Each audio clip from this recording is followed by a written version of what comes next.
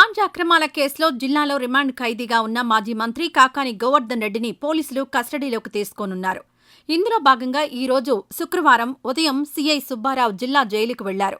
జైలులోనే కాకానికి వైద్య పరీక్షలు నిర్వహించారు. మాజీ మంత్రిని కస్టడీలోకి తీసుకుంటున్న నేపథ్యంలో జైలు వద్ద పోలీసులు భారీగా బందోబస్తు ఏర్పాటు చేశారు. కాకానిని జైలు నుంచి కృష్ణపట్నం పోర్టు పోలీస్ స్టేషన్కు తరలించే అవకాశం ఉంది. నేటి నుంచి 3 రోజుల పాటు అంటే ఈ నెల 8వ తేదీ సాయంత్రం 5 గంటల వరకు కస్టడీ కొనసాగనుంది. అక్రమ క్వాడ్స్ తవ్వకాలు, భారీగా పేలుడు పదార్థాల వినియోగం, అట్రాసిటీ కేసులో కాకాని A4గా ఉన్నారు. ఈ కేసులో మరింత సమాచారం తెలుసుకునేందుకు కాకానిని కస్టడీలోకి ఇవ్వాల్సిందిగా నెల్లూరు కోర్టులో పోలీసులు పిటిషన్ వేశారు.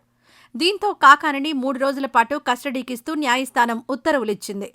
అయితే న్యాయవాది సమక్షంలో విచారణ జరపాలని కోర్టు షరతు విధించింది.